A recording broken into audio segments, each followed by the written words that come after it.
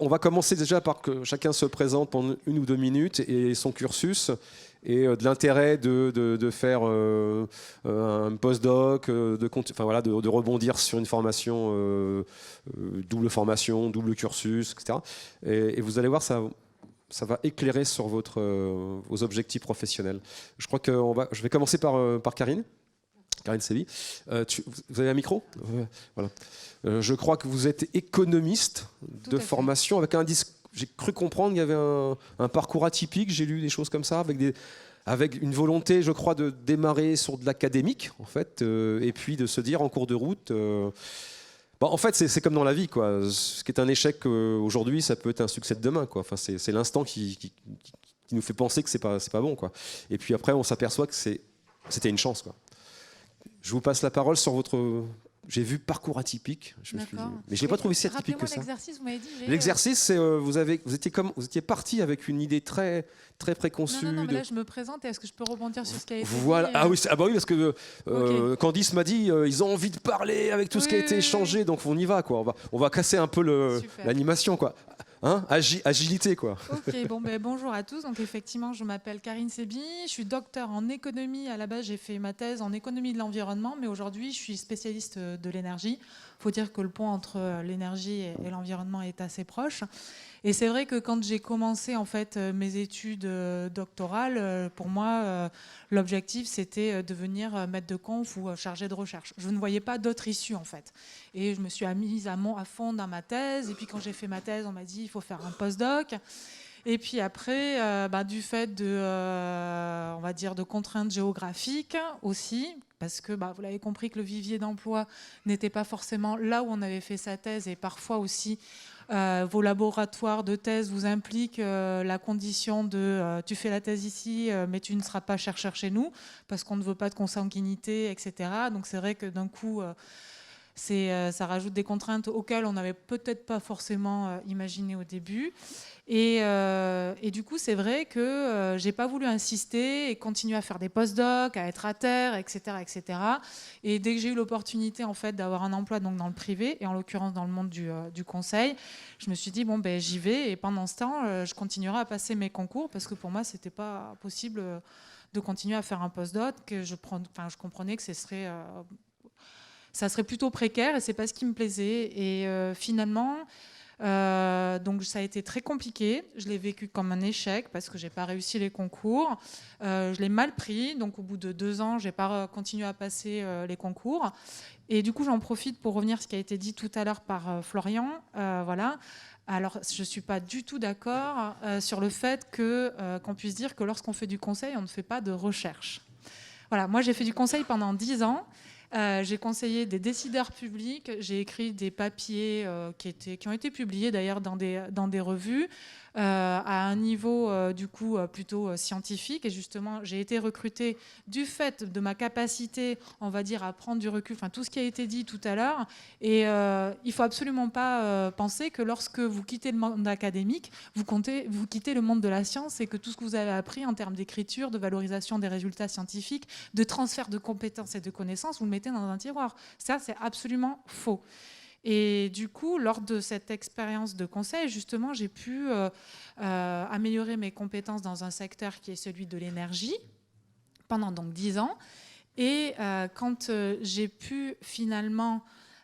j'ai eu l'occasion de revenir dans l'académie, c'était non pas pour ma capacité à enseigner, parce que ça faisait 10 ans que je n'avais pas fait d'enseignement, ni pour ma capacité à publier, puisque j'avais arrêté de faire ces publications et de chercher les étoiles, mais plutôt par rapport à d'autres compétences qui sont aujourd'hui maintenant recherchées, et d'ailleurs qui sont rares dans le domaine de la recherche, mais pas que, qui sont de la gestion de projets, capacité à faire du relationnel et aller chercher des fonds, mettre en œuvre toute une équipe à œuvrer autour d'un projet commun, européen, international, national, capacité à communiquer, etc., etc.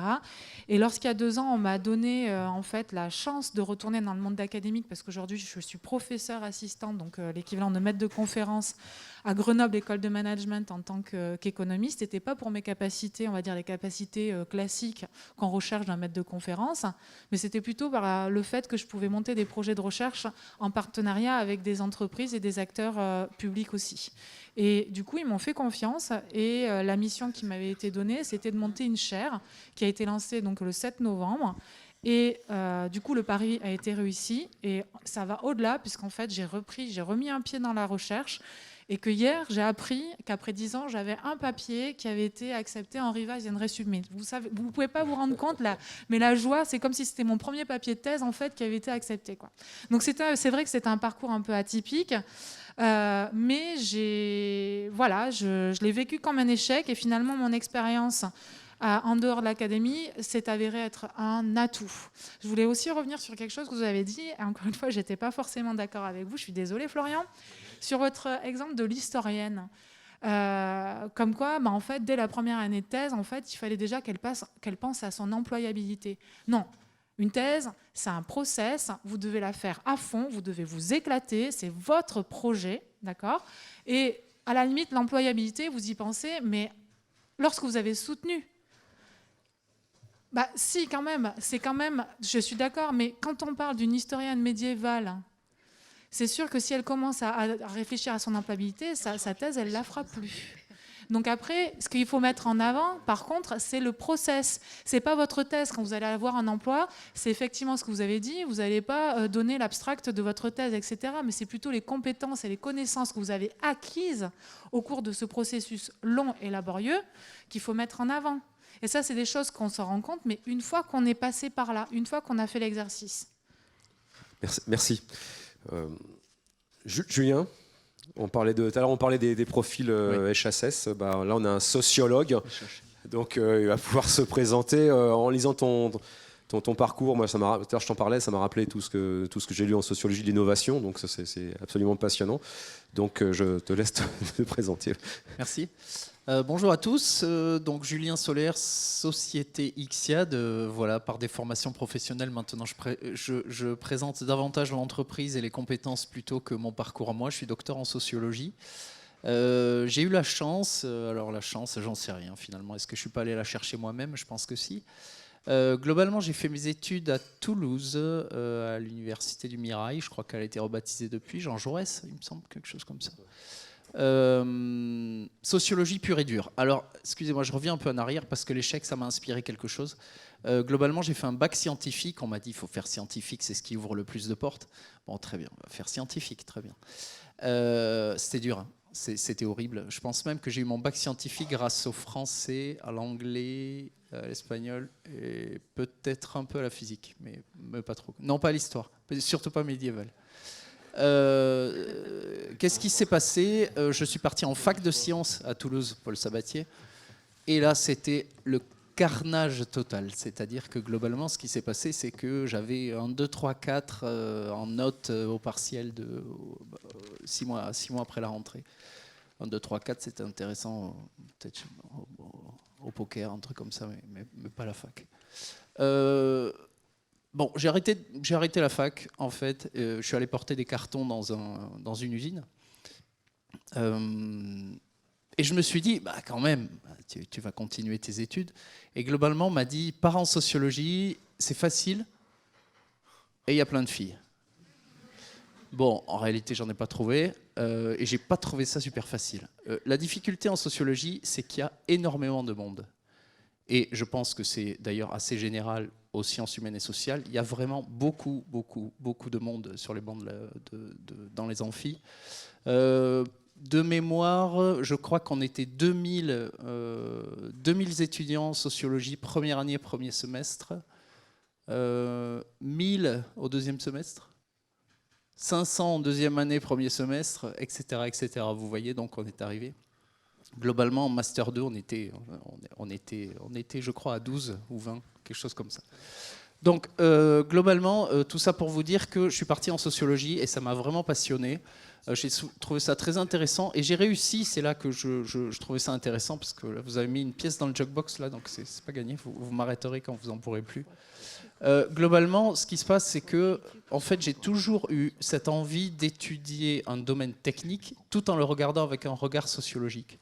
Donc j'ai fait une thèse, j'ai fait mon master à Toulouse, et puis je me suis mis en tête de trouver immédiatement un emploi. Ça ne m'intéressait pas vraiment de faire une thèse. Je ne savais pas ce que c'était, je ne savais pas en quoi ça consistait, et puis c'est bon, des études, j'en avais fait suffisamment. Et puis globalement, on m'a proposé une thèse à Grenoble, au CEA. Donc, je ne savais même pas ce que c'était le CEA. Et puis, quand j'ai vu qu'il y avait des micros et des nanotechnologies dedans, oh là, je me suis dit, quelle horreur. Bon, bref. Il se trouve que j'ai vraiment considéré la thèse. Donc, c'était un format cifre, si vous voulez. Ça ressemblait à un format cifre.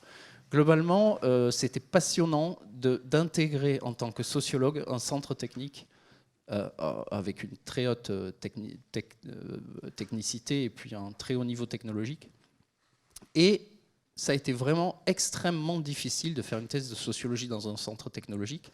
Pourquoi ? Parce que les SHS, dans un centre technologique d'ingénieurs de sciences dures, donc globalement, pour la petite anecdote, on nous appelait les sciences molles. Vous l'imaginez bien, puisqu'il y a les sciences dures, il y a les sciences molles. Alors, on a fini par mettre ça en anglais, ça faisait bien, c'était les soft sciences. C'était un peu plus cool déjà. Et puis globalement, au bout d'un moment, il faut s'affirmer un peu. Et globalement, si nous sommes les sciences humaines, globalement, ils étaient les sciences inhumaines. Voilà, bon, donc c'était assez intéressant, mais bon, bref, on rigolait entre nous. Mais globalement, c'était extrêmement difficile d'avoir ce format où on est, parce que je pensais déjà à mon employabilité, puisque c'est pas que je ne sois pas d'accord, mais c'est que c'est très important dans l'anecdote, dans mon parcours. C'est-à-dire que je n'ai pas fait une thèse immédiatement avec un contrat en 3 ans. J'ai fait une thèse avec un contrat en 1 an, plus peut-être les 2 suivants. Si, Ah bah voilà, tu triches aussi. Voilà. Si quelqu'un, je ne sais pas qui, mais voilà, je le remercie, puisque c'est maintenant mon employeur, si quelqu'un réussissait à montrer l'employabilité des profils SHS, notamment de quelqu'un qui sortait avec une thèse en sociologie.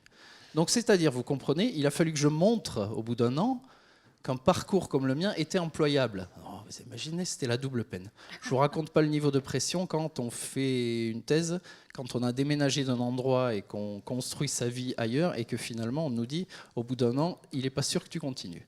Globalement, j'ai pu continuer et puis il se trouve que ça m'a permis de constituer un réseau. C'est vraiment le mot, je pense, qui est important aujourd'hui et tout le monde vous le dira.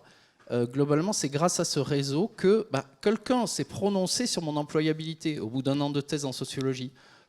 Vous imaginez bien que la 2e année, la 3e année, et puis ensuite, et puis etc., je ne l'ai plus lâché. Donc globalement, je suis retourné le voir et puis globalement, c'est devenu mon employeur. Voilà. Donc, juste 2 mots, parce qu'il faut être un peu corporate.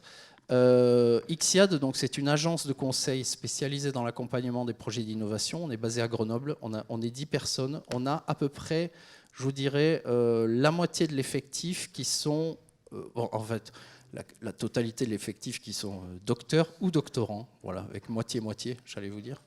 Donc globalement, ce qui se passe, c'est qu'on doit, pour accompagner nos clients, donc c'est bien du conseil, c'est bien du business, oui, cette horreur de capitalisme, etc., auquel on donne une couleur quand même en sciences humaines et sociales. On est tous issus des sciences humaines et sociales.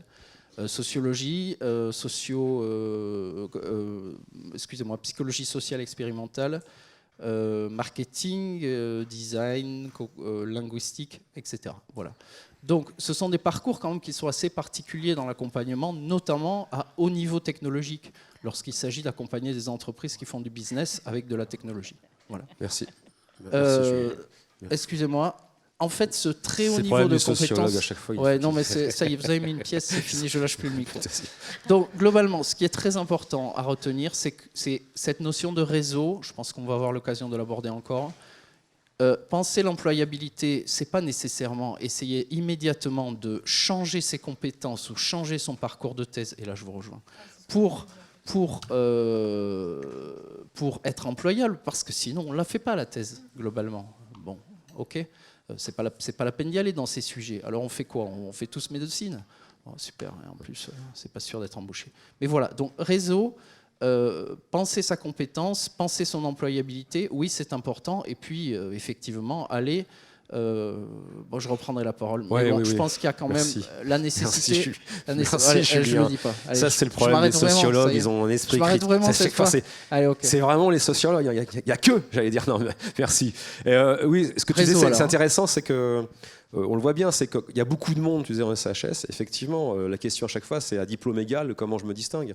Quand on est recruteur, j'ai 200 personnes qui ont le même diplôme, laquelle je recrute, quoi. J'allais dire, celle qui me sourit. C'est celle qui fait la différence, quoi. Donc, ça, c'est la première chose. Et donc, tu as mis une spécificité dans ton parcours qui fait que tu as pu déjà peut-être mieux identifier tes désirs, certainement, donc ta passion, et puis en même temps de montrer sur ce fameux marché capitaliste que tu avais une valeur ajoutée qui te permettait de trouver un emploi. Johan, je vais te passer la parole parce que on a discuté tout à l'heure, toi en plus tu as un double parcours, docteur et ingénieur, donc c'est très spécifique, puis tu es passé par le labo, par l'entreprise, enfin il y a beaucoup. Je te donne la parole. Parce que... Bonjour à tous. Donc Johan Fouché. Donc moi aujourd'hui, je suis dirigeant de la société Pollen Métrologie. Je reviendrai après justement dessus. Donc à la base, moi j'ai un diplôme d'ingénieur en électronique optique d'une école d'ingénieur qui s'appelle comment Polytech Orléans, je crois maintenant. Je suis quelqu'un de passionné, donc forcément tout est guidé par mon cœur et ma passion dans la vie. Donc j'ai fait une école d'ingénieur.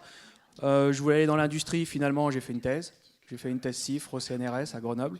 Donc je suis passé d'Orléans ici, je trouvais les montagnes sympas. Mon directeur de thèse, comme j'étais un passionné, il m'a passionné pour la physique des plasmas. Donc j'ai fait une thèse dans ce domaine-là, appliquée à l'industrie du semi-conducteur. Et puis comme ça m'a plu, derrière j'ai été embauché par le CEA en tant que chercheur, mais pas en physique des plasmas parce que je voulais surtout pas m'enfermer dans ce domaine-là. Il m'avait manqué un truc pendant ma thèse, c'était la métrologie. Voilà, c'était la mesure de l'infiniment petit. Donc il y avait comme je suis guidé par la liberté en fait, il faut que je sois libre. Et au CEA, il y avait un poste qui se créait avec carte blanche dans le domaine de la métrologie. Donc je suis parti dans ce domaine-là, j'ai postulé, j'ai été embauché. Alors c'était lié quand même à tout ce que j'avais fait en physique des plasmas. Et puis j'ai fait ça pendant presque 10 ans, quoi, de 2003 jusqu'à 2012. Et puis je suis parti pendant ces 10 ans, je suis parti 5 ans chez IBM à New York pour en fait transférer les activités de recherche que je faisais ici avec ma petite équipe, pour transférer ça là-bas. Et puis là-bas, on est tombé face à des problématiques de data science. On parlait de ça tout à l'heure, voilà. Et des problématiques de data science qui allaient arriver aujourd'hui, à peu près en 2020. Et donc ça m'a donné une idée, je me suis dit, ok, je suis passé par la physique, je suis passé par la métrologie qui génère plein de données. Il manque une plateforme logicielle qui permet d'intégrer l'intelligence d'experts matériaux pour arriver à analyser toutes les données extrêmement rapidement. Donc je ne savais pas à l'époque, mais c'était l'intelligence artificielle et la fusion de données. Et j'ai proposé ce projet-là à IBM, ils n'en ont pas vraiment voulu. Le CEA ici, quand je suis revenu, ils n'en ont pas voulu. Donc j'ai quitté le CEA, j'ai démissionné et j'ai créé Pollen en 2014. Je suis passé par l'incubateur, alors qui est devenu aujourd'hui Linxium, dont on vous parlera tout à l'heure, pour aussi moi me métamorphoser et passer d'un statut de chercheur à un statut de chef d'entreprise et d'entrepreneur. Alors à ce moment-là, je ne savais pas si j'allais être le chef d'entreprise ou pas. En tout cas, je voulais passer du côté entrepreneuriat, chose que j'ai fait. Puis finalement, j'ai pris la casquette de chef d'entreprise. Et puis, je reviendrai dessus après, non? Après, il y a une question sur les détails. Après, parce que... voilà, aujourd'hui, donc, on va bientôt souffler notre 6e bougie. Aujourd'hui, on est 27, donc j'ai 27 salariés. Je double quasiment tous les ans depuis le début. Et ça, tu l'avais prévu dès le départ, ça. En tant que chercheur, tu l'avais prévu dès le départ. Oui, bien sûr, tout était prévu. En tout cas, le concept, lui, n'a pas changé. Le concept de l'entreprise, je l'ai créé en 2011. Et aujourd'hui, vous prenez les slides de 2011, c'est exactement l'entreprise comme elle est aujourd'hui, la technologie comme elle est aujourd'hui. D'accord, merci. À l'instant, tu parlais donc de l'incubateur. Donc, je vais passer la parole à Carole, puisque docteur en géologie, je crois, là, à l'origine. ça. Donc avec un parcours aussi, puis on embraye après sur aussi sur la maturation, l'incubation, etc. Mhm. Donc oui, bonjour à tous, Carole Sylvie.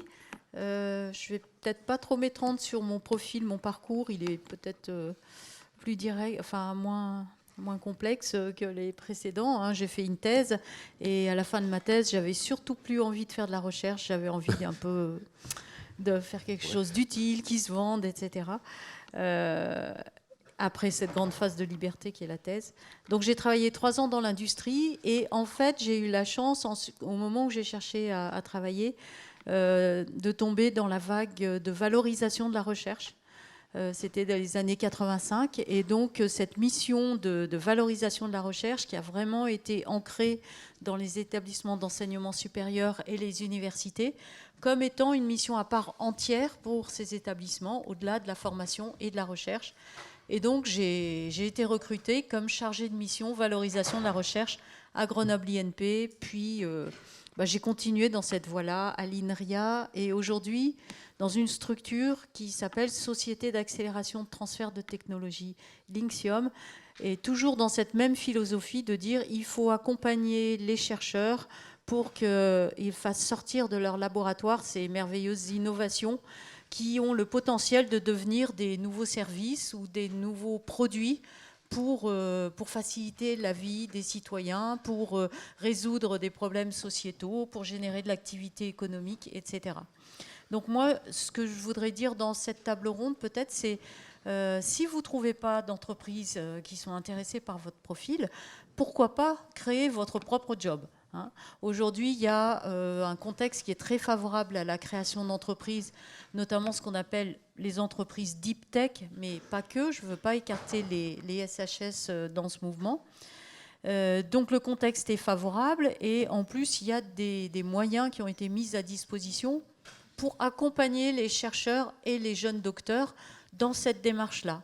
Et ça peut être un moyen, je dirais, assez doux pour vous, pour faire cette transition du monde de la recherche au monde de l'entreprise, de compléter votre expérience, votre CV, par un certain nombre de soft skills qu'on a vus auparavant, de tâter à la propriété intellectuelle, au marketing de la recherche, au business model, au business plan, etc., je dirais, et vous amener en douceur vers la création de start-up. Alors, pas seul, hein, forcément, il ne faut pas que ça fasse peur, parce qu'on sait aussi qu'un chercheur seul, ce n'est pas forcément la bonne équipe pour créer une start-up.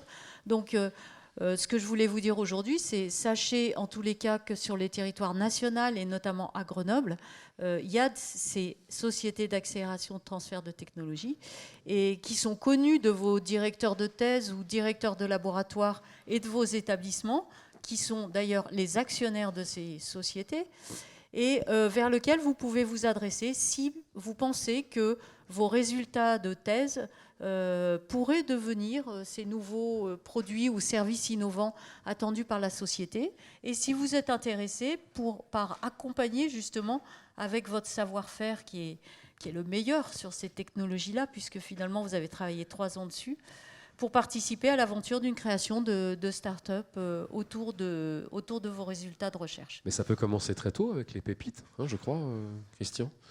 Oui, alors je passe la parole à Christian. Oui. Oui, parce que je crois qu'il y a un statut d'étudiant entrepreneur aujourd'hui qui existe, donc on peut vite partir sur ce genre de projet, quoi. Oui, peut-être je donne 2 mots sur mon parcours. Mais bien sûr. Juste.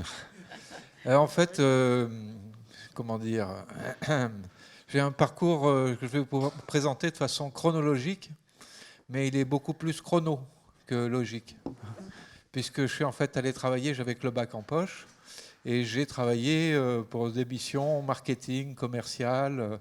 J'ai vendu des machines à café, du transport international, des appareils à fabriquer des coiffes pour prothèses dentaires, des technologies de réseau câblé. Et puis j'ai travaillé 10 ans pour Canal+, ça je suppose que ça vous dit quelque chose. Et puis je suis venu à l'enseignement très modestement, de façon homéopathique. Et puis ça a pris de plus en plus d'ampleur, à telle enseigne qu'à un moment je me suis retrouvé à faire pratiquement plus que de l'enseignement et je me suis dit... ça ne le fait pas, j'enseigne à des bac+5, il faut quand même que je me remette à niveau. c'est là que j'ai décidé de reprendre mes études. Ça m'a pris 10 ans, jusqu'à la thèse, donc, que j'ai soutenue en 2006, et qui était en relation, bien sûr, avec ce que j'avais vécu sur le terrain. Je suis, depuis 2003... Thèse en négociation Oui, en fait, ce qui m'intéressait, c'était les rapports de force dans la négociation entre partenaires industriels. Parce que je m'étais retrouvé dans des situations où j'étais très faible face à mon interlocuteur, et puis aussi des situations inverses où j'avais beaucoup plus de coups des franges, quoi. Et bon, alors je fais court, hein, je ne vous raconte pas que j'étais laveur de carreaux, etc. Hein, je vais directement au but. Depuis 2003, j'enseigne à Grenoble INP l'entrepreneuriat. Et depuis maintenant bientôt un an, j'ai repris ce qu'on appelle le PEPIT, pôle entrepreneuriat pour l'innovation, transfert, etc. Et c'est donc en gros pour chaque étudiant, tous les étudiants qui peuvent avoir une idée, un projet et qui ont envie de se lancer, on va leur donner ce qu'on appelle le statut d'étudiant entrepreneur, un statut national qui va leur permettre de bénéficier d'un certain nombre d'allègements, ECTS, etc. Et puis d'un double tutorat, un tuteur académique issu de son école en général, et puis un tuteur pro dans le sens où c'était quelqu'un qui est en activité dans le domaine qui intéresse l'étudiant, en l'occurrence. Il peut également, l'étudiant en question, lorsqu'il a fini son master ou lors de sa troisième année en école d'ingénieur, il peut substituer son stage de fin d'études, PFE, suivant les noms des entreprises, des composantes, et travailler sur son propre projet. Et puis il bénéficie d'espaces de coworking, il bénéficie des workshops, des bootcamps, des apérosés, tout ce que peut réaliser le PEPIT ici sur Grenoble et qui commence à être un petit peu connu. Au dernier apéro, on était 150. Donc, voilà. Oui, merci. Johan, à quel moment on bascule dans l'entrepreneuriat? À quel moment Tu es sûr d'y aller, quoi. Tu dis j'y vais là. Quand il y a une opportunité déjà. En fait, à un moment donné, tu te poses des questions. C'est-à-dire que tu es dans le domaine de la recherche, tu sens qu'il y a un intérêt dans ce que tu fais. Ça peut être une technologie, ça peut être un concept. Et là, tu commences à regarder le marché. En fait, tu regardes s'il y a un marché en général. Ouais. Et à partir du moment où tu vois quelque chose d'intéressant, tu te dis tiens, comment je m'y vois moi? Est-ce que je me vois en tant que chercheur? Voilà, je continue et je trouve des partenaires industriels et je vais contribuer à un transfert technologique. Ou à un moment donné, tu peux avoir une petite flamme, tu te dis, tiens, et si j'essayais? Alors ça peut passer justement voilà, par ce que l'on a cité. Et là, justement, c'est à ça que moi m'a servi l'incubateur, parce que je suis passé par la case maturation, incubation. Et là, on rencontre des chargés de projet qui t'accompagnent. Et puis tu rencontres plein de gens, tu rencontres plein d'entrepreneurs qui sont passés par cette case-là, et là tu vois tout de suite si c'est quelque chose qui te parle. Et puis à un moment donné, tu te dis ok, moi je veux me lancer là-dedans, donc je commence, tu passes par la case maturation. Voilà. Donc pour l'instant, et puis plus tu avances, plus tu commences à avoir la notion de risque. Parce qu'au début, ça va, tu es encore dans le labo, tu es financé, tu as ton salaire, puis après tu passes à la case incubation. Puis là, tu commences à avoir quelques milliers d'euros passés, des petites dépenses. Et à un moment donné, il y a un saut à faire. D'accord. Voilà. Et là... Oui, parce que tout à l'heure, on parlait des soft skills, et dans l'étude du CEREC, il y a différents critères. Il y a un critère, c'est l'aversion au risque. Et ça, quand on parle avec des sociologues ou des psychologues, ils se disent, mais est-ce que c'est vraiment posé d'un point de vue scientifique, ça? Donc, tu avais une aversion au risque. Enfin, quand on lit des bouquins comme je crois que c'est Adam Grant sur les originaux, est-ce qu'il faut tout lâcher? Est-ce qu'il faut on continue ses études, on continue son activité? Enfin, le bascule. Enfin, c'est une question que doivent se poser l'assistance. La bascule, elle se passe. C'est à un moment donné, il faut déconnecter totalement le rationnel. Voilà. Mais vraiment totalement. Donc ça veut dire tout ce sur quoi on vous a formé à être rationnel, à être des scientifiques, il faut totalement l'oublier. Moi, si j'avais écouté mon rationnel, j'avais à peu près 99,999, et j'aurais pu aller très très loin, des indicateurs qui me disaient de surtout pas créer Pollen. Okay. Parce que les risques étaient au maximum. Pas une personne aurait mis 1 euro au démarrage sur la boîte. C'est-à-dire que Christian ou Carole t'auraient dit non, n'y allez pas. Ouais, surtout qu'il s'est passé des... Non, alors, eux, non, parce que justement... C'est pour faire Non, rebondir. non, ils sont là, justement. Justement, là ils sont là pour pour y aller. accompagner, pour qu'on ait conscience de ça. D'accord. Et petit à petit, on prend conscience de ça, puis à un moment donné, ils ne sont pas là pour nous forcer. Parce qu'il y a des projets en maturation qui s'arrêtent. Voilà, ça peut être le porteur, ça peut être le projet, ça peut être les porteurs, enfin, ça Ouais. dépend. Et puis ça peut passer d'un porteur à un autre. C'est-à-dire qu'on peut dire non, finalement, moi oui. je ne me sens pas à l'âme de créer. Mais moi, en tout cas, ce qui s'est passé, et en discutant avec d'autres chefs d'entreprise qui sont passés par cette case-là, à un moment donné, vous êtes juste porté par le projet. Pour ça, tout à l'heure, je parlais de faire avec votre cœur ou autre. Et ben, c'est exactement ce qui s'est passé en fait. Vous êtes porté et ensuite, ça génère une énergie de dingue. Et c'est la seule façon de faire péter tous les On n'est verrous. pas porteur de projet, on est porté par le projet. On est totalement porté par le mauvais, projet, quoi. d'accord. Carole, vous vouliez rajouter quelque chose par rapport à cette maturation, c'est différent. Bah, d'ailleurs, Oui, les peut-être. différentes étapes, d'ailleurs, quand on parle Peut-être de... dire oui que le saut il est quand même graduel ou encadré. Aujourd'hui, à la fin de la thèse, si on s'engage dans cette démarche-là, on peut bénéficier d'une sorte de postdoc, postdoc transfert, postdoc création d'entreprise. Donc c'est cette période dont parlait Johan où vous êtes encore dans le laboratoire, mais vous travaillez sur un projet appliqué, focusé dans le temps avec des livrables, des objectifs, etc. Et au-delà de la recherche, vous allez aussi passer du temps à aller sur des salons, faire des rendez-vous industriels et pour entendre le cahier des charges du marché et faire un démonstrateur qui réponde et qui pourra démontrer la valeur de votre technologie. Donc ça, vous le faites encore post-doc, il y a toujours le laboratoire et vous avez un accompagnement apporté par un chargé d'affaires de la structure. Ensuite, c'est vrai que quand on passe à l'étape incubation, où là, on va construire le projet d'entreprise, le post-doc, il s'arrête. Et donc, l'objectif, ça va être très vite de trouver des clients, de vendre, mais aussi, quand on est dans le domaine qui nous concerne, l'innovation, il faut savoir qu'aujourd'hui, il y a quand même autour de ces projets de start-up pas mal de bonnes fées, de financeurs qui cherchent des bons projets et qui sont prêts à investir sur ces projets à chacune des étapes qui vont les conduire jusqu'au marché, jusqu'aux premières ventes, et donc pour vous permettre de recruter, créer une équipe, faire du marketing international, etc.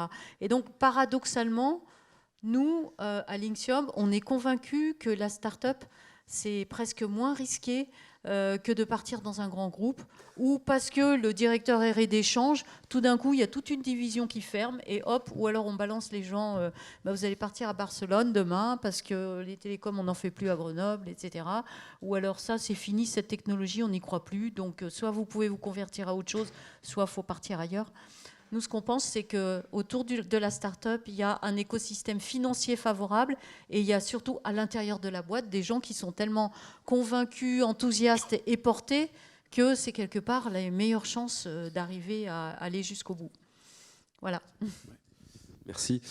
Christian, vous vouliez rajouter quelque chose par rapport à ça ?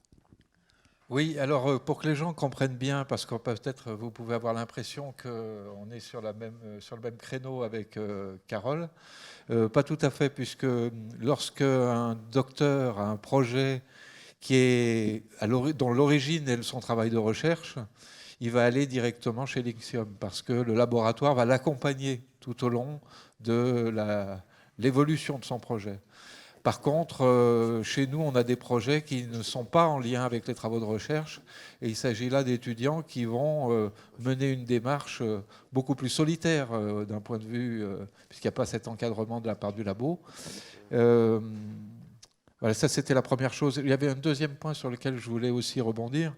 C'est que les gens qui viennent chez nous, les étudiants, ils viennent chez nous parce qu'on est là pour les accompagner à réussir à la fois le diplôme, bien évidemment, et ça reste l'objectif numéro 1, mais surtout l'après-diplôme avec leur projet.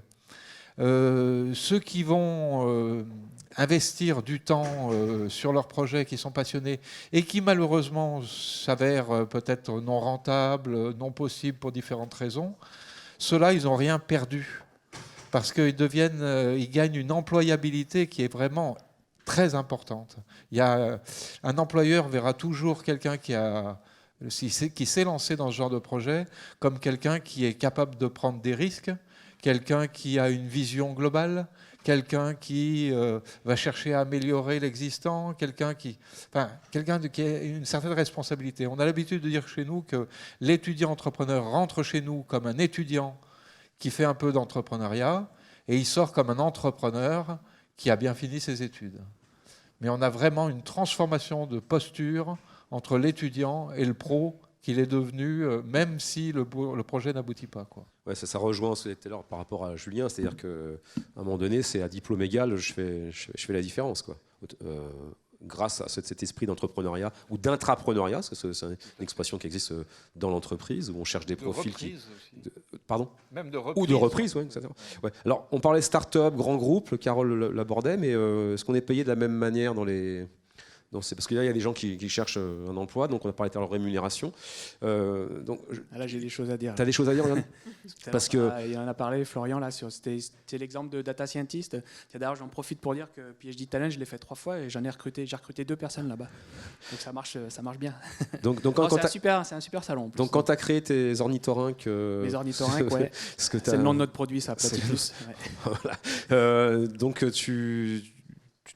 au niveau toi, quand tu embauches, tu regardes le marché, comment tu... Ouais, sur la rémunération, alors effectivement, je rejoins Florian, mais plutôt sur la partie grand groupe, où en général, là, il y a vraiment un prix de marché, et puis c'est des gens qui ont de la trésorerie qui peuvent lâcher le vrai prix du marché. Et c'est pas forcément le cas pour les startups. Et c'est pas parce que, alors là, par contre, je vais pas être d'accord forcément avec toi, accrochez-vous pas seulement au salaire. Parce qu'il y a plein de façons de rémunérer. Moi, par exemple, tous mes salariés sont actionnaires, sans exception. Et quand vous êtes actionnaire au démarrage d'une start-up, vous pouvez... Alors, bien sûr, ça peut valoir 0, mais par contre, ça peut valoir beaucoup. Pour ceux qui sont là par exemple, depuis le début chez Pollen, ils ont déjà fait... S'ils vendaient leurs actions aujourd'hui, ils auraient déjà fait x10, quoi. Okay. Donc, c'est déjà pas mal, sachant qu'on vise beaucoup plus que ça.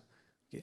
Donc en général, quand vous allez frapper à la porte des startups, renseignez-vous sur le prix du marché, ça c'est une chose. Ce qu'il faut, c'est que vous ayez suffisamment pour vivre, pour vivre correctement chaque jour. Par contre, après, vous rajoutez des choses, vous rajoutez du variable, vous rajoutez des stock options, des choses comme ça. Là, je parle pour le schéma startup. Et là, si vous faites vos calculs, vous allez voir que c'est extrêmement intéressant. Une startup ne peut pas forcément lâcher autant de trésorerie qu'un grand groupe. Par contre, elle peut vous apporter, au-delà de l'argent, une évolution de carrière extrêmement rapide. Et moi, c'est ce qui me permet aujourd'hui de recruter des talents, des gens qui quittent des grands groupes pour nous rejoindre, parce qu'on en a eu aussi l'année dernière comme ça, parce que la boîte est en train de se métamorphoser à l'international. Et on a des gens qui ont quitté, qui gagnaient plus. Donc là, ils gagnent un tout petit peu moins. Voilà. Mais par contre, à côté, ils ont une évolution de carrière qui est énorme. Ils ont un projet qui les passionne. Et puis voilà. Et puis ils ont des actions. Ils ont quelque chose qui est extrêmement intéressant et ils ont un variable. Voilà, ils sont intéressés aussi sur le chiffre d'affaires, sur l'évolution du chiffre d'affaires de la boîte. Et donc forcément, ça c'est extrêmement intéressant parce qu'une start-up, la croissance d'une start-up, c'est pas la croissance d'un grand groupe. Ça peut être à 3 chiffres chaque année. Et donc ça veut dire que la croissance de salaire peut être extrêmement élevée. Et comment tu fais ton choix ? C'est-à-dire aussi, tu parlais de ta valeur de liberté. Ouais. Tu en parlais tout à l'heure. Donc c'est ce qui te porte. Est-ce que quand tu recrutes quelqu'un, est-ce que tu prends en compte cette dimension de valeur ? C'est-à-dire que nous, on voit ça au niveau de la PEC, il y a de plus en plus une recherche des cadres sur l'équilibre vie privée, vie professionnelle, et des personnes qui préfèrent effectivement gagner moins et venir à Grenoble qu'à Saclay, par exemple, parce qu'il y a un environnement, il y a une vie... Enfin, voilà, il faut se connaître. Tout à l'heure, il y avait quelques exemples là. Tout à l'heure, voilà, tu parlais, tu n'arrivais pas à trouver, c'était depuis le mois de juin ? Voilà, depuis le mois de juin, tu n'as pas décroché d'entretien ? Si, tu as eu des entretiens ? Ok. Alors, il y a peut-être des choses, justement, il y a peut-être des choses qui clochent sur les soft skills. Peut-être. Il y a peut-être quelque chose qui cloche dans le CV sur ce que tu as réalisé. Tout à l'heure, j'entendais, on est docteur. Non, vous avez une thèse. Après que vous soyez docteur, on s'en fout royalement, en fait. Moi, je suis docteur ingénieur, mais je m'en fous, en fait. Quand j'ai un CV, quand j'ai quelqu'un qui arrive, qui me dit « je suis docteur ingénieur », c'est pas ça qui m'intéresse. Ce qui m'intéresse, c'est qu'est-ce que tu as fait, c'est qu'est-ce que tu as réalisé, qu'est-ce que tu peux m'apporter. Moi, chef d'entreprise, et à mon équipe, qu'est-ce que tu vas apporter à mon équipe ? Tu vois, la faculté de s'adapter, la faculté d'apprendre, le travail en équipe. Et concrètement, pendant ta thèse, qu'est-ce que tu as fait? Qu'est-ce que tu as apporté à un marché? Toi, c'est lié au papier. Voilà, qu'est-ce que tu as apporté? Qu'est-ce que tu peux apporter à l'industrie du papier? Puis après, tu peux élargir. Voilà, dans le domaine des matériaux, tiens, qu'est-ce que tu peux apporter? Et là, l'entreprise, elle va te regarder différemment.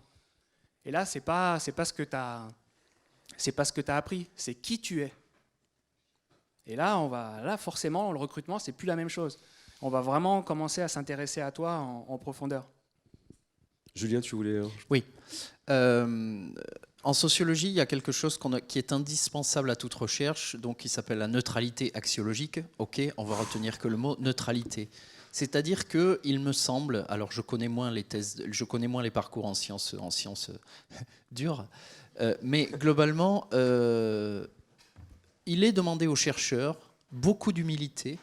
Cette humilité, il va y en avoir besoin dans l'entreprise, quelle qu'elle soit, que ce soit un grand groupe ou que ce soit une PME ou une start-up, évidemment, mais pas trop, attention. Parce que globalement, vous êtes amené à citer vos pairs, vous êtes amené à faire des états de l'art, vous êtes amené à dire « oui, doucement, n'allons pas trop vite », parce que d'abord, on va regarder ce qui a été fait, ensuite, on va essayer d'apporter sa petite pierre à l'édifice, etc., etc. Cette neutralité, elle est extrêmement importante dans le parcours de recherche, mais elle n'est pas réellement demandée dans l'entreprise. Elle est demandée en termes de soft skills, effectivement. Elle est demandée en termes de capacité à chercher, à écrire, à prendre du recul, à réfléchir sans subjectivité, mais quand même, il y a un moment, et tu parlais en quelque sorte d'engagement aussi dans l'entreprise. Globalement, on va vous demander votre avis aussi. Et en quelque sorte, c'est aussi ça qu'on vous demande dans un CV. Globalement, on ne vous demande pas votre sujet de thèse, on ne vous demande pas combien d'articles vous avez écrits, etc. On vous demande globalement qu'est-ce que vous avez pu apporter à l'intérieur d'une thèse de chiffres, à l'intérieur d'une entreprise dans laquelle vous avez fait votre travail, ou même dans une recherche quelle qu'elle soit. C'est-à-dire des projets, c'est-à-dire des interventions, c'est-à-dire votre capacité à être actif, proactif, à intervenir, à donner votre avis, à être créatif, on en parlait tout à l'heure, à être innovant, à être, etc. Donc c'est vraiment, vous voyez là pour le coup, c'est de la compétence, mais qui n'est pas celle qu'on connaît de façon générique à l'intérieur d'une thèse. Karine voulait intervenir. Oui, enfin, je suis complètement d'accord avec ce qui vient d'être dit. Et quand je parlais de process tout à l'heure, donc il y a tout ce que tu as dit, mais il y a aussi et surtout, je trouve que lorsqu'on fait une thèse, quand on va à des conférences, on fait face à des pairs, on a des reviewing, etc. C'est qu'on a, enfin, des rapports de rapporteurs, donc pardon. On a cette criticité. En fait, ça nous permet en fait de prendre du recul sur ce qui a été dit et de nous défendre aussi. Et ça, ce sont des atouts en fait que on acquiert pendant la thèse parce que c'est un processus qui est long et je pense que vous tous, ça vous est arrivé vous prendre une claque soit par quelqu'un du labo ou votre directeur de thèse, mais ça vous a permis aussi de vous relever et de voir que finalement ce sont des critiques qui sont constructives et ça c'est très utile. Par contre, l'autre difficulté que moi que j'ai rencontrée donc quand j'ai quitté quand je suis rentrée dans le monde de l'entreprise, c'est que il faut comprendre que l'horizon de temps n'est pas du tout le même que celui que vous connaissez actuellement en thèse ou lorsque vous êtes dans la recherche. Et en fait, moi, mon premier boulot, j'ai démissionné dès le premier jour de mon embauche. Je me suis dit, c'est pas possible, il faut que je parte. Parce que j'étais choquée, parce qu'on me demandait, en gros, du jour au lendemain, en 3 jours, on me demandait d'écrire une proposition, une propale. Alors déjà, je ne savais pas ce que ça voulait dire, une propale. Donc une propale, donc une proposition commerciale pour répondre à un appel d'offres de la Commission européenne. En fait, c'est en lien avec mon sujet de thèse, mais je leur disais, mais ça... il me faut 1 an pour rédiger quelque chose. Non, tu rédiges 60 pages. Je leur ai fait, pardon, 60 pages, dans 3 jours. Et là, je me suis dit, mais en fait, c'est que du blablabla, blablabla. Et en fait, je l'ai très, très mal vécu. Finalement, j'ai quand même démissionné. Puis j'ai récupéré une autre... j'ai pu intégrer une boîte de conseil à Grenoble qui était cofondée par des chercheurs de l'UGA. Donc là, il y avait quand même ce niveau de recul et de qualité scientifique. Et là, j'ai beaucoup plus appris en fait à trouver le juste milieu entre le temps qui m'est donné, parce qu'en fait je suis contrainte par la demande, et la profondeur en fait de l'analyse que je peux y associer. Et donc ça, c'est un exercice qui est vraiment compliqué et auquel vous allez devoir faire face certainement si jamais vous allez dans l'entreprise. Oui, vraiment, je confirme effectivement. Vous soumettez un article, donc appel à publication. Vous soumettez un article. Si vous avez un peu de chance, au bout de 2 mois, il sera peut-être lu. Ensuite, vous avez, je crois, de mémoire, quelque chose comme 2 mois pour faire vos modifications et le resoumettre pour répondre avec toutes les courbettes qui vont bien à vos reviewers, etc., sachant qu'ils sont anonymes et que vous allez en plus devoir remercier vos relecteurs anonymes. Enfin bon, bref, on marche un peu sur la tête. Je me moque volontairement, mais je cautionne totalement le monde de la recherche, attention. Mais effectivement, donc il s'est passé 4 mois juste pour la relecture et globalement peut-être que la publication elle interviendra 2 mois, 3 mois, 4 mois, 6 mois plus tard. Donc c'est-à-dire qu'il va falloir quasiment 1 an pour un processus entre la soumission, entre l'appel à publication sur un article et puis sa publication dans une revue académique. Globalement, dans les projets que je suis amené à accompagner, la propale, donc la proposition, donc rencontre d'un client, brief, ok, bon, c'est des mots du marketing, ils sont des fois insupportables, peu importe. Le brief client, la proposition, on va un peu l'ajuster, on va la présenter. Globalement, il va y avoir une commande, il va y avoir un processus d'achat, etc. On va négocier le prix, on va ci, on va là. On va lancer une étude. Moi, globalement, en 2 mois, j'ai rendu mes résultats. C'est-à-dire que on est passé par le design, la conception d'une méthodologie adaptée pour aller présenter une innovation à des utilisateurs, donc faire une approche centrée utilisateur, la fameuse expérience utilisateur. On va pouvoir évaluer, on va pouvoir présenter cette innovation, avoir les retours des utilisateurs, leur opinion et dire surtout, là, ça rejoint ce que je vous disais tout à l'heure, on passe d'un statut de neutralité pour aller collecter de la donnée à un statut où, en fait, on vient vous solliciter dans l'entreprise, docteur ou pas d'ailleurs, pour aider à la décision. Et donc, en fait, globalement, la compétence qui vous est demandée, c'est dans quelle mesure vos résultats, et vous avez la capacité et les compétences d'aider à la décision un client, une entreprise ou une collectivité, quelle qu'elle soit, pour l'aider à prendre des décisions. C'est ça que vous devez lui amener. Mais ça, on n'est pas formé à ça dans une thèse. On n'est pas formé à aider quelqu'un d'autre à prendre des décisions. Globalement, des décisions, on en prend très peu dans un travail de thèse. En réalité, si. Il faut bien les prendre soi-même pour dire là j'y vais pas. Mais voilà. C'est vraiment un tout autre monde et je confirme vraiment cette idée de temporalité, mais ça peut être extrêmement violent et j'entends la violence globalement arriver en devant compenser par du travail la nuit pour faire ses premières études, etc. Donc voilà, c'est le monde de l'entreprise. Il n'a rien à voir et la temporalité, la différence de temporalité peut être extrêmement violente. Donc dans ton entreprise aujourd'hui, tu cherches quel type de profil? Des gens qui ne travaillent pas la nuit, qui arrêtent à 5 heures on cherche personne. Ne commencez pas à tous postuler. Alors, chez nous, on a plusieurs statuts, j'allais dire, qui sont vraiment particuliers. Enfin, il y a un statut dans l'entreprise Ixiad qui est vraiment particulier.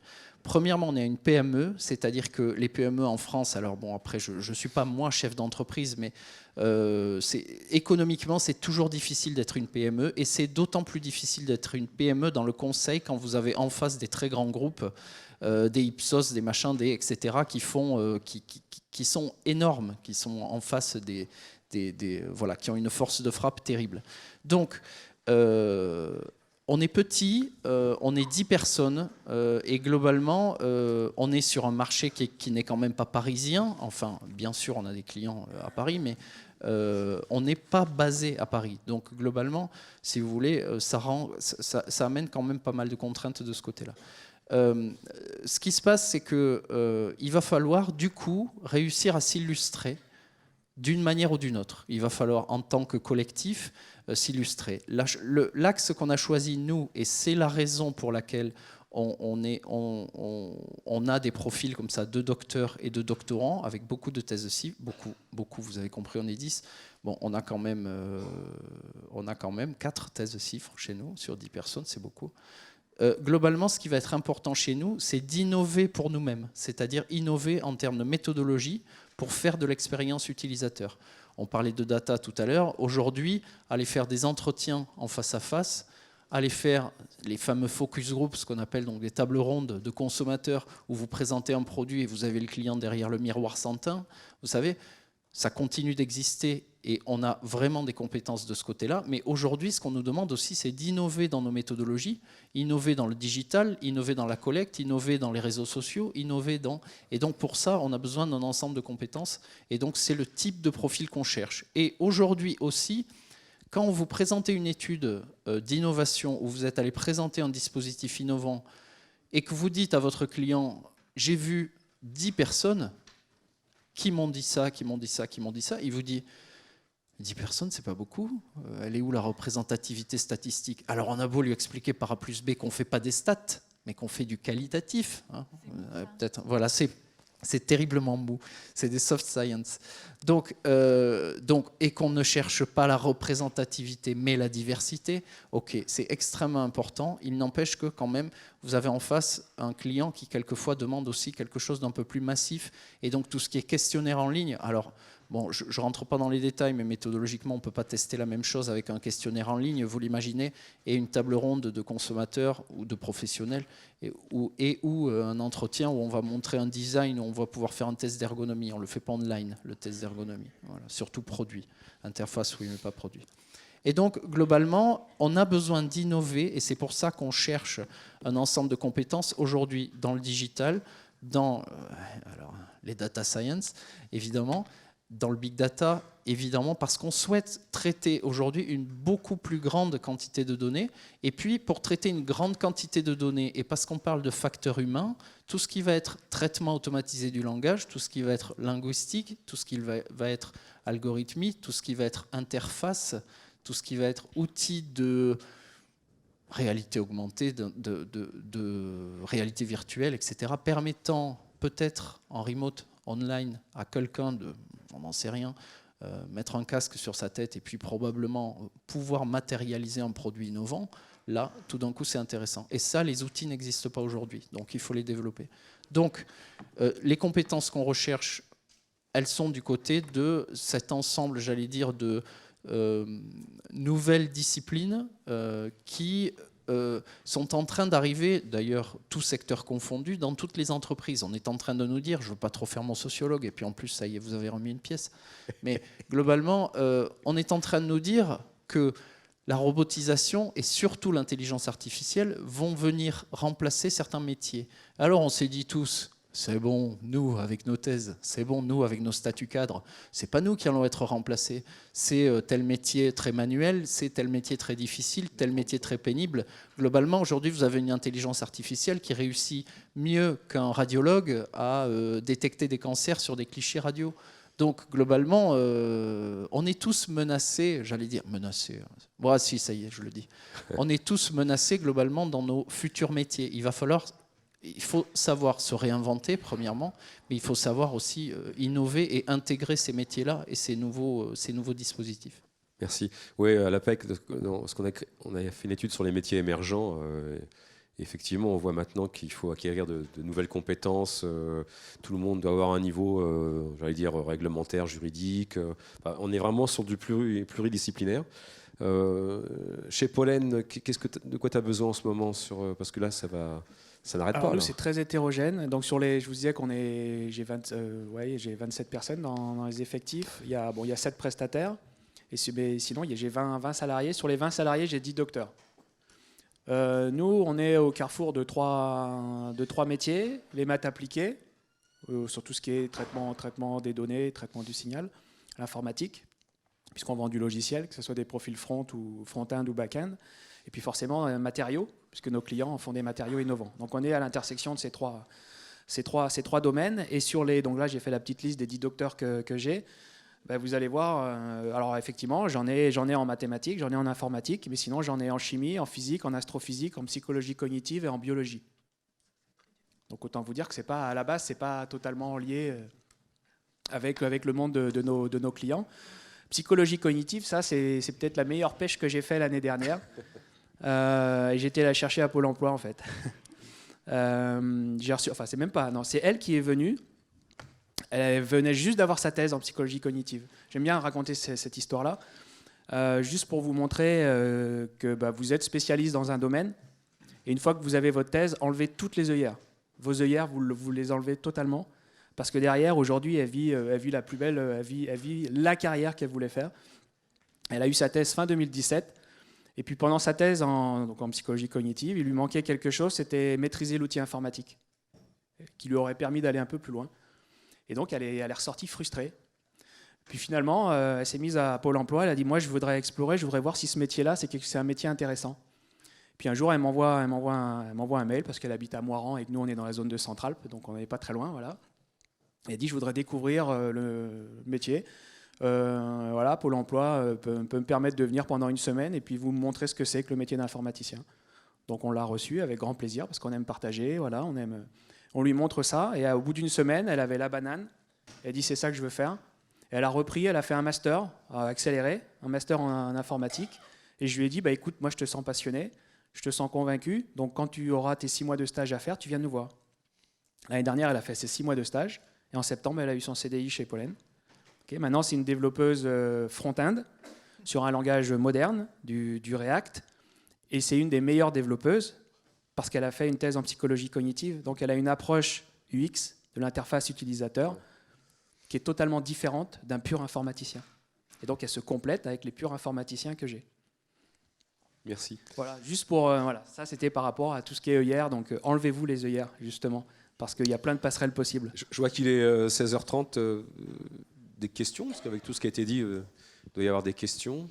J'ai pas dit ce qu'on recherche, parce que moi, je recherche, par contre, j'embauche. J'ai encore une dizaine de postes cette année, donc on doit monter à 40 en principe. Qu'est-ce que tu recherches, alors? Donc des data scientists, il y en a plein. Donc je ne vais pas vous donner une définition particulière parce que vous avez vu tous les profils. Peu importe d'où vous venez, à partir du moment où vous aimez, vous aimez l'outil informatique, vous aimez manipuler des données, peu importe votre domaine, il y a une place possible. Et après, il y a des choses qui peuvent être très internes dans l'entreprise, très tournées autour du traitement du signal et de l'informatique.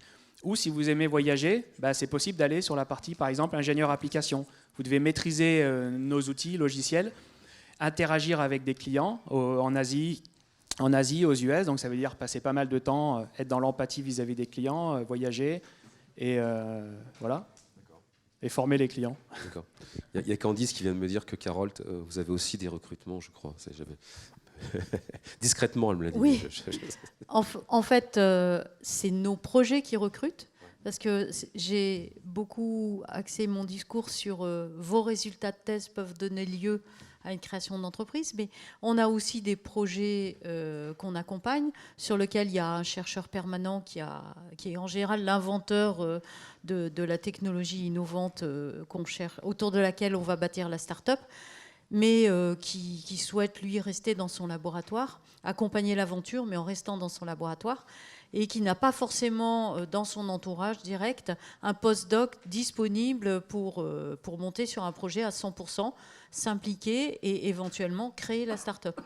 Donc dans ce cadre-là, c'est vrai qu'on a très souvent des projets dans le domaine de la santé, donc soit des biotech, soit des medtech. Actuellement, par exemple, on est en train de rentrer un projet qui vise à développer un nouveau vaccin pour des maladies respiratoires type infection pulmonaire, etc. Et on va chercher à recruter une biologiste avec un fort esprit d'entrepreneuriat. Parce que derrière, ce qu'on souhaite, c'est après ces 18 mois de maturation où on va travailler à avancer la maturité technique des résultats, mais aussi à déposer un brevet, aller sur des salons, etc., rencontrer des big pharma qui pourraient être intéressés par ensuite le produit à terme. Après ces 18 mois-là, oui, on voudrait que cette personne, elle accompagne l'aventure dans l'étape d'incubation et de création d'entreprise. On cherche aussi des informaticiens, et ça, c'est en général difficile parce que c'est des gens qui sont tout de suite absorbés par le marché du travail, roboticiens. Voilà, donc on a souvent des profils qu'on recherche comme ça, et on privilégie forcément les vôtres de profil, parce qu'en tant que docteur ou futur docteur, vous savez naviguer à l'intérieur d'un laboratoire et vous connaissez les codes de la recherche, et en même temps vous êtes suffisamment, je dirais, perméable et avide d'apprendre pour apprendre les codes de l'entreprise Et notamment, je voulais rebondir sur ce qui a été dit avant. Une des grosses différences, c'est que je pense qu'en recherche, on n'entend pas trop parler de clients. Or là, le nombre de fois où on a entendu ce terme de client, donc vraiment, il faut faire rentrer le client dans votre vie. C'est des codes qui sont différents, des échelles de temps qui sont différentes. Les pairs, c'est pour la recherche, mais quand on passe dans l'entreprise, c'est vraiment le client qu'il faut écouter. Donc c'est vraiment changer de mindset, et en tous les cas, c'est une démarche très intéressante et valorisante pour votre CV. Voilà. Merci. Il y a d'autres recrutements en perspective? Non, t'as pas... Un apéro, non? La date de le prochain. Tous les oui, premiers mardis. il fallait que je pense à vous faire passer une information. Pour ceux qui seraient intéressés, on organise avec Candice le 17 mars un atelier, créer sa start-up en 75 minutes. Et bon, c'est forcément un jeu. Hein. Disons, c'est un atelier interactif. Et si vous êtes intéressés, vous êtes les bienvenus. N'hésitez pas à vous inscrire sur le web du Collège doctoral pôle carrière. Voilà. C'est ce que dit Joanne, ça commence comme ça en fait. Effectivement, la Pépite création d'entreprise. Ça démarre toujours comme ça. Moi, c'est parti autour d'un café chez IBM. Alors voilà, comme ça, on a lancé l'idée et puis voilà. Donc c'est pas la peine forcément d'être un besogneux lorsqu'on a une idée comme ça. Ouais, Julien. Oui, ce qu'il faut retenir quand même, c'est qu'effectivement, il y a un ensemble de dispositifs qui peuvent aider les étudiants qui souhaitent monter des entreprises. Globalement, il ne faut surtout pas que l'idée de monter une entreprise soit par défaut par rapport à des difficultés à accéder au marché de l'emploi. Globalement, on voit bien que l'ensemble des interlocuteurs ici parlent du montage d'entreprise avec un projet. Donc, bel et bien, une techno, une idée innovante, un savoir-faire vraiment très particulier.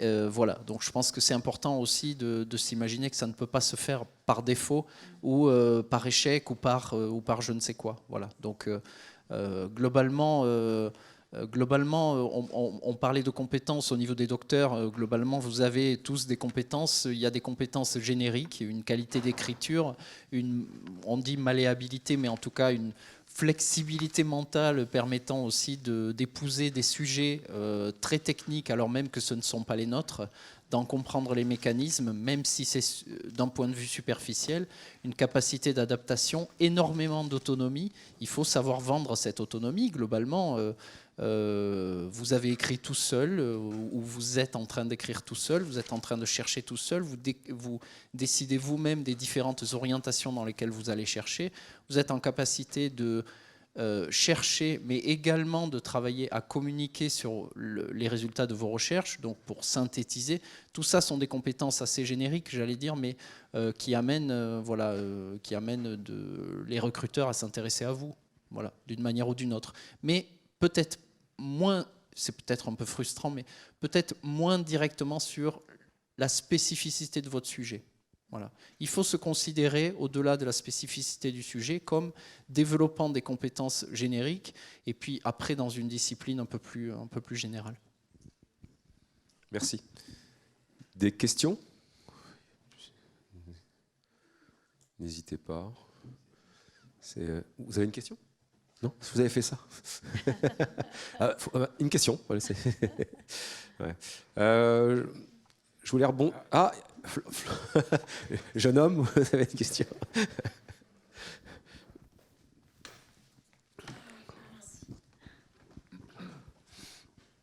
Oui, une petite réaction, parce que je pense que mon propos a été mal compris pendant la conférence. L'idée, c'est pas du tout que les doctorants, quelle que soit leur discipline, changent leur sujet d'étude parce que ils auraient un objet d'étude qui ne serait pas intéressant pour le monde socio-économique. C'est loin de là l'idée. C'est très important de le dire, et c'est très important pour la recherche. En revanche, il ne faut pas tomber dans l'excès inverse non plus. Hein, de ne pas penser à l'employabilité qu'au moment de la soutenance, parce qu'il faut que les doctorants aillent en formation, les formations données par les écoles doctorales, et donc il ne faut pas tomber dans l'excès inverse. Voilà, c'est tout.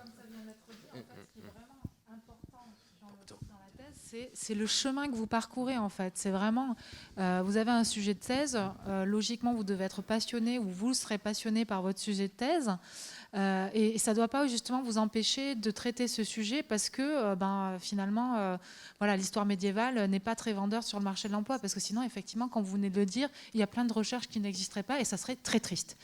Et à l'inverse, bien évidemment, vous devez penser aussi à votre futur, mais ça ne doit pas être omniprésent et surtout pas la première année, c'est ce que je voulais dire.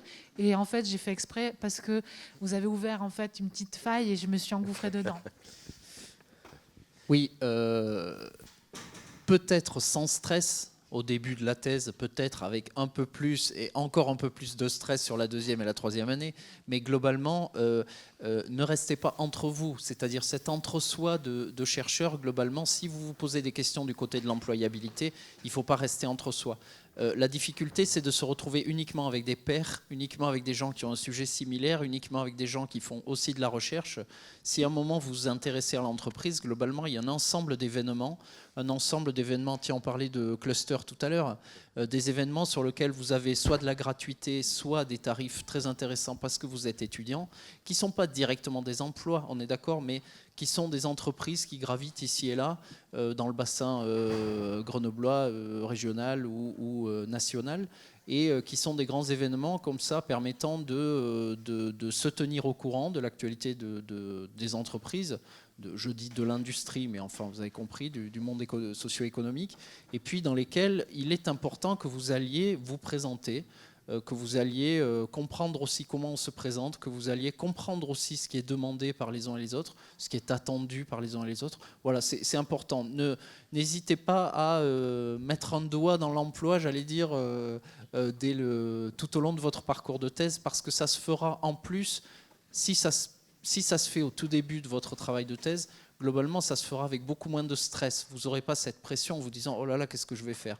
Et ce sera beaucoup plus apaisé, beaucoup plus naturel. Et le développement du réseau, il est crucial dès que possible, j'allais dire, quoi. Donc n'hésitez pas, parce que vous pouvez faire de bonnes rencontres et c'est extrêmement important.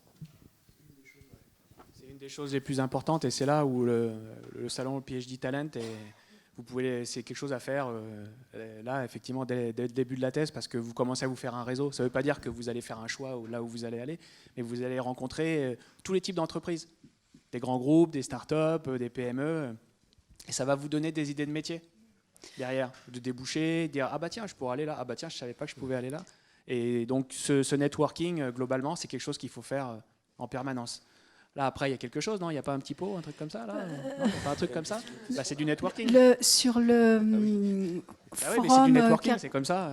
Carrière Faire, au niveau du pôle carrière PhD Carrière Center du collège doctoral, nous essayons de vous préparer à la rencontre avec les recruteurs et nous participons financièrement au déplacement pour que vous puissiez vous rendre à ce forum. Ça se passe en général en septembre, le forum est en octobre. Donc surveillez sur le réseau PhD Alumni. On fera tout pour vous aider à réussir vos rencontres avec peut-être Johan. Ouais, allez rencontrer dans les années 2002-2003. Moi, j'ai créé les premiers salons du recrutement à l'APEC au niveau national. Et on facture aux entreprises, donc quand une entreprise se déplace, c'est qu'elle a vraiment un intérêt pour venir. Et effectivement, l'idée, c'était de faire la différence en se présentant. Et notamment, alors j'avais créé d'abord pour les commerciaux, c'est 20% des recrutements annuels de cadres en France, entre 20 et 25%. Mais le fait de se présenter faisait la différence, quoi.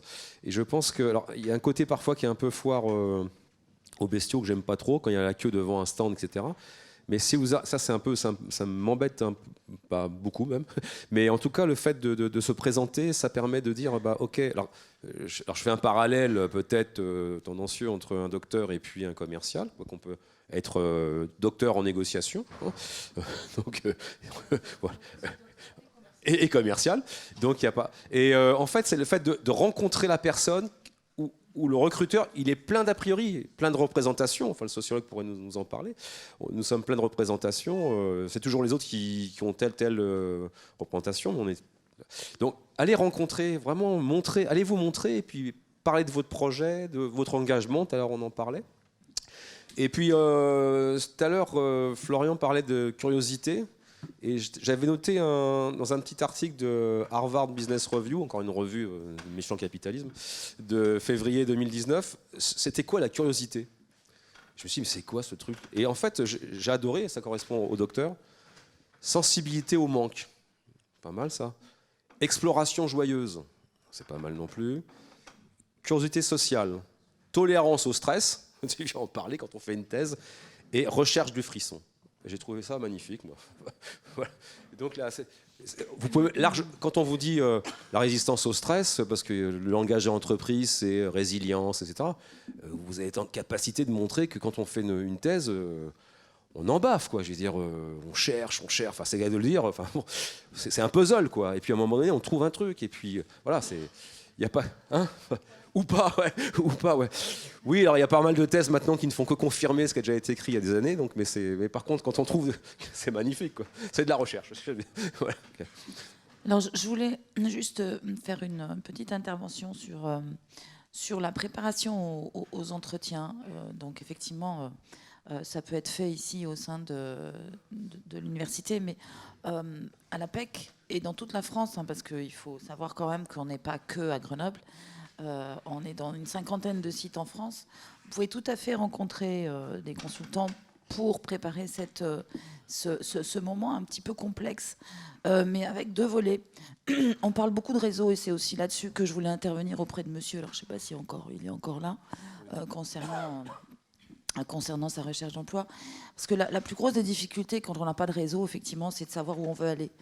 Et le réseau, c'est pendant toute sa thèse, c'est un petit peu comme semer des petits cailloux sur un chemin.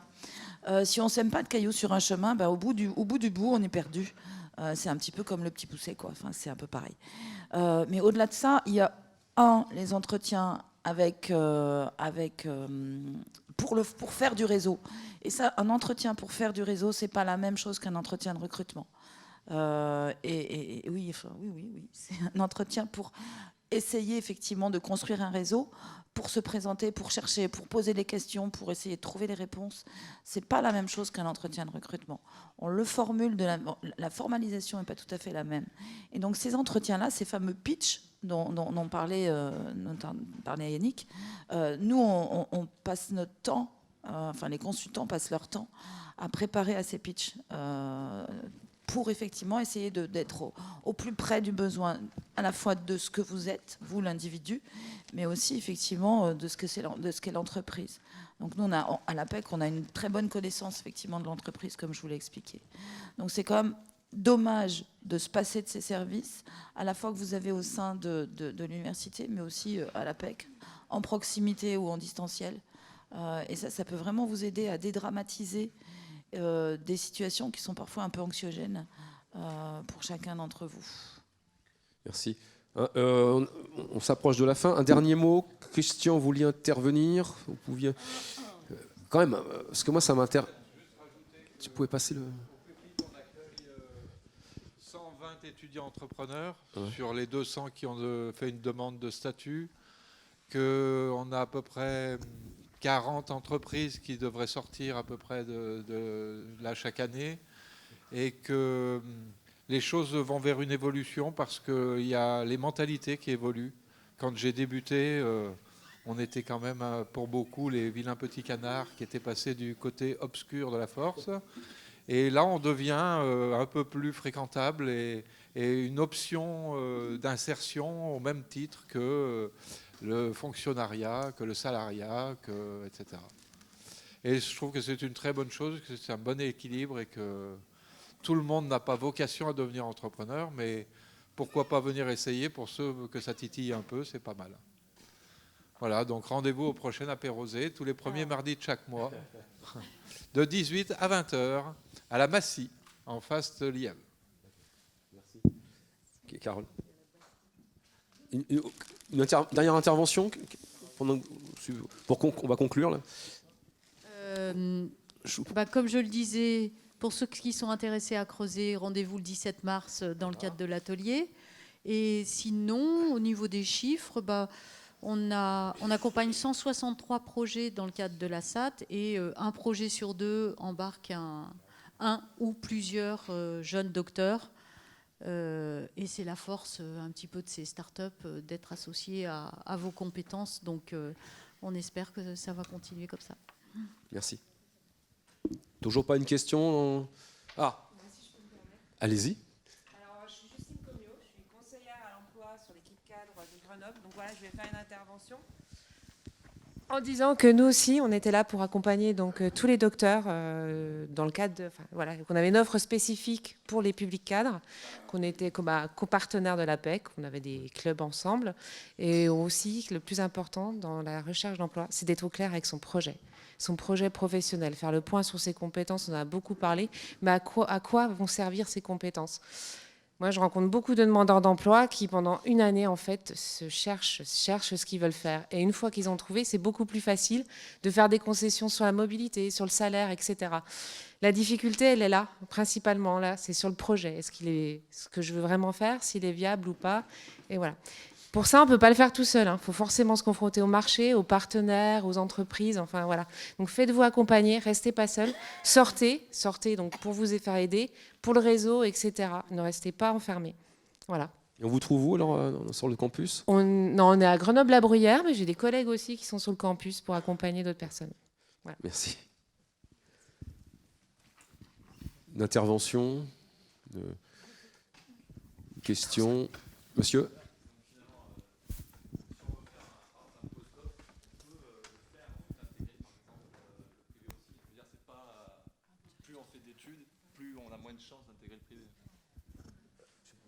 Plus on fait d'études, moins on a... Juste Pas avant, d'études, mais plus on va vers la direction du...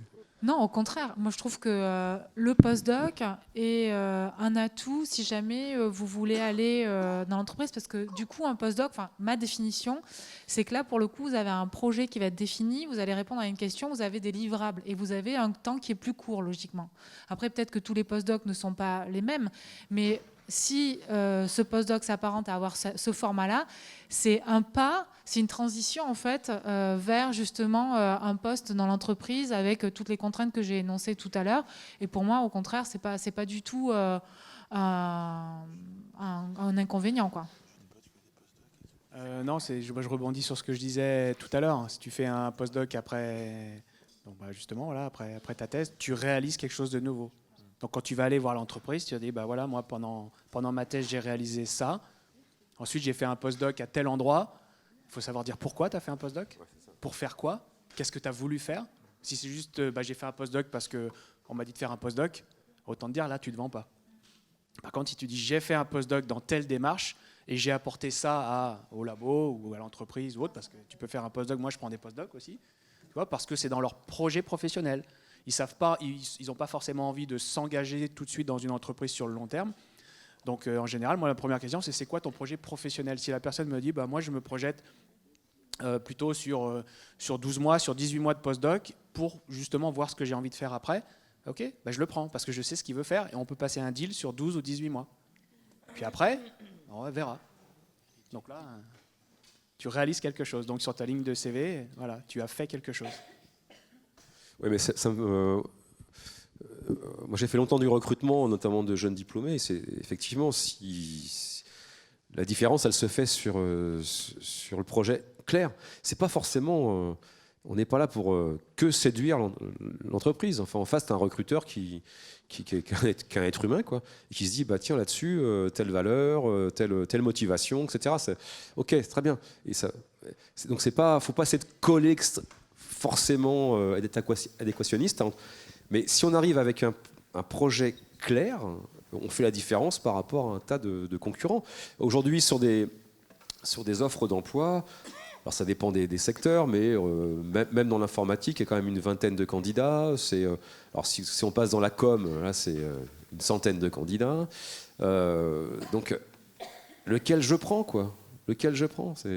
Donc un recruteur, il prend un risque, hein. Il prend un risque aussi, hein. Il prend un risque, c'est un investissement pour lui aussi. Donc si on arrive avec une vision très claire de ce qu'on veut faire, et puis dans les entreprises, il y a des projets, on n'arrête pas d'en parler depuis tout à l'heure, il y a des projets.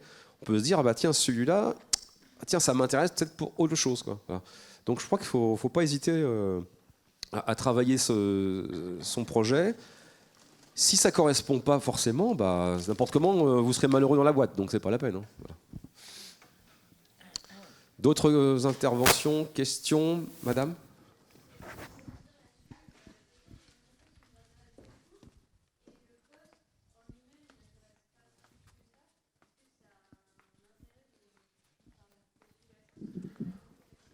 Je crois que l'exemple qu'on a eu tout à l'heure. Surtout, oui, il faut y aller, quoi. Ouais.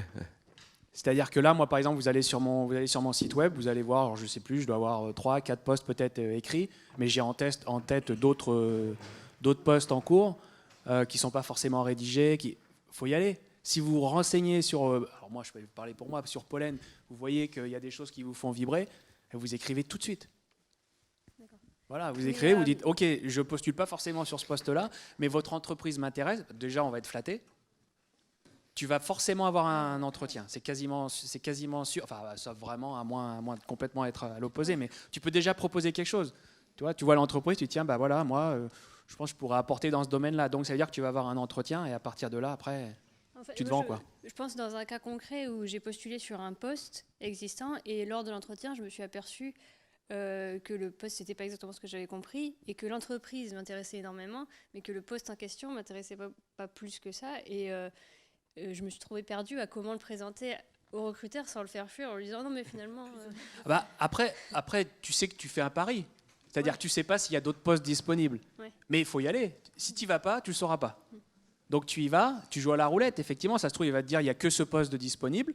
Ok. Par contre, il va se souvenir de toi. S'il y a un autre poste qui se crée et que ton profil l'a marqué, il reviendra. Dans une situation de recrutement, il faut jouer le jeu de l'honnêteté. Si on n'est pas honnête avec l'entreprise, donc déjà pas avec soi-même. Il ne faut pas la faire à l'envers parce que voilà, ça peut te retomber dessus. Le monde est petit. Le en général, recruteur, il s'en souvient. C'est ce que j'ai fait, j'étais pas sûre que c'était la bonne chose à faire. Mais tout à l'heure, j'ai parlé de la cooptation. N'oublions pas, quand on parle de la chaîne de valeur d'une entreprise, une entreprise, elle a des clients et des fournisseurs. Donc c'est parfois connexe l'activité. Certainement que Pollen, il y a peut-être des fournisseurs ou des clients qui seraient peut-être intéressés par un profil qui est un peu décalé par rapport à son besoin aujourd'hui. Donc c'est jamais perdu. C'est jamais perdu. D'autres interventions? Ça sent l'apéro. Il y avait je vois Candice qui fait un footing. Ça réchauffe. La transition énergétique, on la sent bien ce soir. Hein. Là, on est au cas de la précarité, la sobriété énergétique. Sobriété, on la sent bien, la sobriété énergétique. J'ai fait un lapsus en disant précarité. Hein. Je ne dis pas ça parce que je suis à la business school et qu'ici on est à la fac, hein, ne croyez pas. Est-ce que pour ceux qui sont partis dans l'entrepreneuriat finalement, est-ce que la science, ça vous manque pas? Parce que je ne sais pas pour les autres, mais moi, je me pose de plus en plus la question, est-ce que je continue en sciences? Pour tout un tas de raisons. Mais dans le fond, j'adore ça. Mais c'est le système que j'aime pas trop. Mais vous, votre système, il est agréable parce qu'on va innover, on va aller chercher d'autres choses. On est avec des clients, tout ça. Mais du coup, la science, elle est plus trop là, quoi. Est-ce que ça vous manque? Alors moi, je vais te répondre. Moi, tu prends mon entreprise, là, tu la prends et tu crées un labo dans l'université. Ici, là, tu peux créer un labo complet à faire rougir pas mal de chercheurs. Ok. Donc la science, elle est présente. Sinon, je ne recruterais pas, des docteurs, Après, moi, à titre perso, j'ai évolué au fur et à mesure, mais je baigne dans la science en permanence parce que mes clients, ils font que ça. Donc je le vois, je le vis différemment. Par contre, c'est sûr que moi, mon intérêt, c'est pas d'aller faire des publications, des choses comme ça aujourd'hui, mais parce que j'ai évolué là-dessus. Et j'ai des salariés, par contre, eux, qui veulent aller à fond là-dessus. Donc j'ai des vrais chercheurs dans l'équipe. Voilà. J'ai des vrais chercheurs, puis il y en a qui sont plutôt ingénieurs applications. Donc chacun trouve sa place. Donc la science, elle disparaît pas. Enfin, nous, en l'occurrence, elle disparaît pas. D'accord. Je vais répondre. Avant de passer, pardon. Pardon. Allez-y. Je vais répondre pour moi aussi. C'est-à-dire que moi, j'ai monté une entreprise de service. Donc, on peut se dire que je suis très loin de la science. Mais il se trouve que j'ai monté une entreprise de service qui met en relation les chercheurs avec des entreprises. Et en fait, alors oui, je ne fais plus de science. Parfois, le côté, je faisais de la physique expérimentale, donc le côté manuel avec mes clés de 12 peut me manquer de temps en temps. C'était sympa. Mais dans la vie de tous les jours, je croise des doctorants, des docteurs comme vous, et je discute de vos recherches, et c'est super intéressant. Je m'en nourris de manière un peu différente, et je travaille avec mes clients sur les projets de mission, d'expertise, quand je fais le brief client, et qui sont des choses hyper techniques, je me nourris aussi de ce qu'ils font scientifiquement. Alors oui, je ne fais plus de science au sens recherche académique, mais je la vis autrement. Ouais, c'est là aussi, quand j'ai rebondi à ce que vous disiez par rapport au conseil, c'est aussi de la science, c'est simplement la valorisation en fait qui est différente. Et vous la valorisez, votre savoir, votre science, vous la valorisez d'une autre manière qui n'est pas le format que vous rencontrez habituellement dans une thèse, qui est souvent de la vulgarisation, mais aussi ça peut être beaucoup plus satisfaisant parce que finalement vos travaux vont être lus par plus de 2 personnes que l'article que vous avez publié dans telle revue classée du rang A, CNRS, etc. Et du coup, mais c'est de la science quand même, c'est juste un moyen différent de la transmettre et de transmettre votre savoir. Oui, au titre d'IXIAD, donc cette recherche, elle reste présente. Donc, c'est-à-dire qu'on se retrouve nécessairement dans du business, dans des clients, dans des projets, etc. Donc, la recherche continue d'exister pour ce développement méthodologique dont je parlais précédemment. Moi, personnellement, effectivement, j'ai un peu de nostalgie quand même du côté de la recherche, effectivement, pour sa temporalité, parce que quand même, c'était un peu cool, quoi. C'était un peu cool d'avoir le temps de se poser la question, d'attendre un peu la review, etc., d'être dans un truc comme ça où, oh là là, est-ce que j'utilise tel mot ou plutôt tel autre? Est-ce que ça fait pas mieux si la phrase, je la... Voilà, aujourd'hui, j'écris au kilomètre, globalement, ce qui va ressembler à un espèce de juste milieu entre Word et PowerPoint, quoi, globalement. Donc, c'est des slides très écrites où on essaye de mettre le plus de texte possible. Bon, globalement, donc, ça me manque un peu. Et en même temps, de l'autre côté, personnellement, donc, je suis rentré dans IXIAD, déjà docteur, avec au début un travail on va l'appeler chargé d'études, donc c'est-à-dire que quelqu'un d'autre que moi m'a porté un projet en quelque sorte dont la méthodologie avait déjà été écrite, elle avait déjà été décidée, déjà achetée, et globalement j'étais opérationnel dans le sens où j'appliquais ce qu'on me demandait de réaliser. Tout en ayant l'autonomie d'aller rencontrer des utilisateurs, de leur présenter des choses, etc. Aujourd'hui, j'ai un rôle de chef de projet où, depuis le brief jusqu'au résultat du client, je dois à tout moment en fait innover pour innover dans la relation client, innover dans la méthodologie, puisque c'est moi qui l'invente moi-même. Bon, on en reproduit, mais on en invente aussi. Innover aussi, à tout moment, s'ajuster dans un projet, parce que ça, on ne peut plus le faire finalement, parce que l'innovation, elle n'a pas été validée. Donc, il faut se réinventer.